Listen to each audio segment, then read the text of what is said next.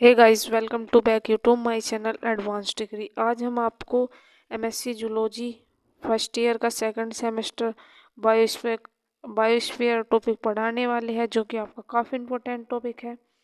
तो चलिए, हम आपको एनईपी के अकॉर्डिंग पढ़ा रहे हैं और हमने इससे प्रीवियस वीडियो में एक लेक्चर और अपलोड किया है। अगर आप हमारे चैनल पर नए हैं तो हमें लाइक कीजिए, सब्सक्राइब कीजिए और शेयर कीजिए और कमेंट करके ज़रूर बताइएगा वीडियो कैसा बना है। देखिए, बायोस्फीयर ये होता क्या है।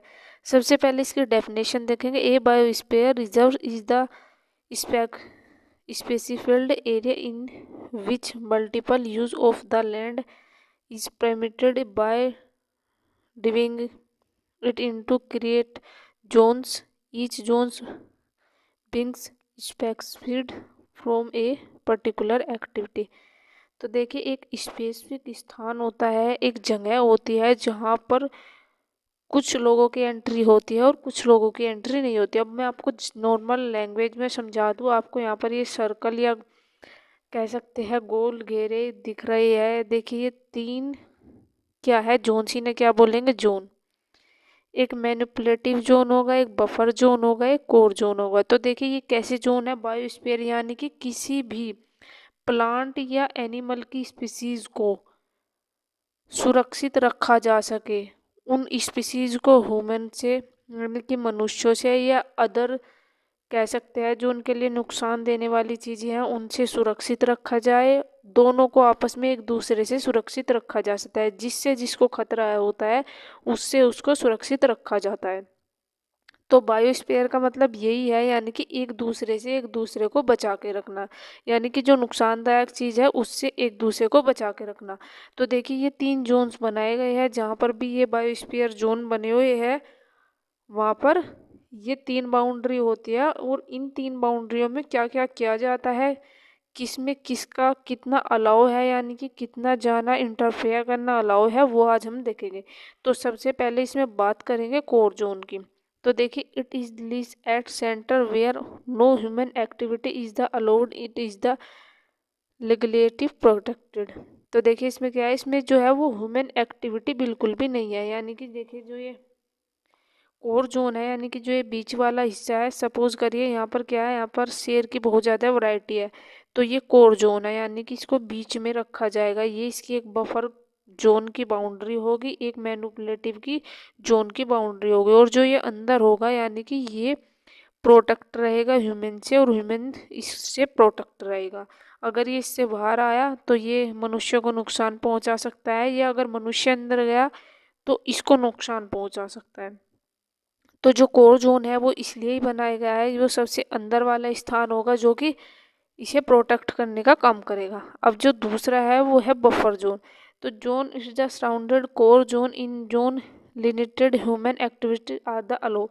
तो बफर जोन में क्या है, बफर जोन में कुछ ह्यूमन की एक्टिविटी अलाउ है।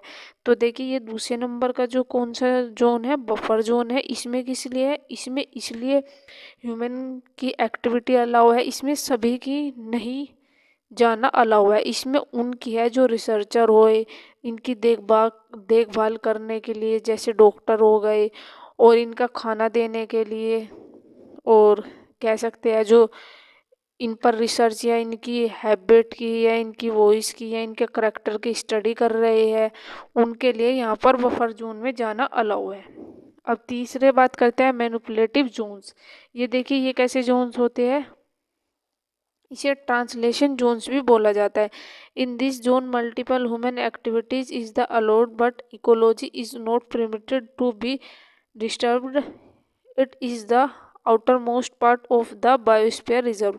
तो देखिए, इसमें क्या है, इसमें ये बोला गया है कि इसमें तीनों की या कह सकते हैं सभी लोगों की जाने की अलाउ है, यानी कि इकोलॉजी में ये सभी तरीके के यहाँ पर लोग जा सकते हैं। यहाँ पर जो आम जनता है वो भी देखने के लिए जा सकते हैं। आपने देखा होगा कहीं पर नेशनल पार्क बने हुए हैं, या जो जहाँ पर अनेक वैरायटी या कह सकते हैं एनिमलों को रखा गया है, जहाँ पर टूरिस्ट भी आते हैं।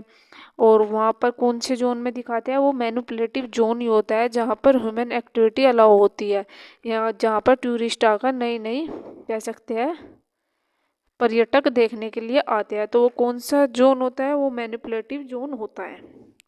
अब देखते हैं बायोस्फीयर रिजर्व ऑफ इंडिया, यानी कि इंडिया में कितने बायोस्फीयर रिजर्व है। तो देखिए जो पहला है वो है नीलगिरी, जो कि केरला में है, कर्नाटका में है एंड तमिलनाडु में है। ये फर्स्ट इंडियन बायोस्फीयर रिजर्व है। यानी कि अगर आपका एग्जाम में ऑप्शनल में ये क्वेश्चन आ गया जाए कि जो इंडिया का बायोस्फीयर रिजर्व है वो कौन सा है, तो आप नीलगिरी में केरला, कर्नाटका एंड तमिलनाडु पर क्लिक करके आएंगे। अब सुंदरवन ये कहाँ पर है, ये वेस्टर्न घाट में, और यहाँ पर बंगाल टाइगर कंजर्वेशन है। तो क्या है यहाँ पर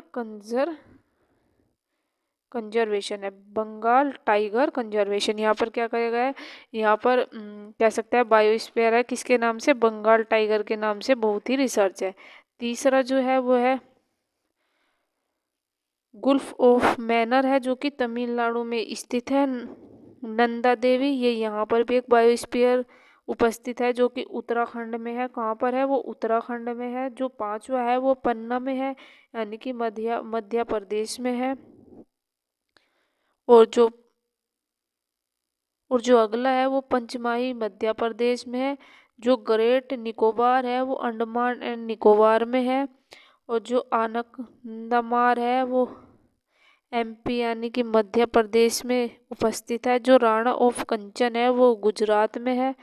और जो सिम्पलन है वो उड़ीसा में उपस्थित है। तो ये 10 बायोस्फीयर थे जो कि कहाँ पर उपस्थित है, इंडिया में उपस्थित है।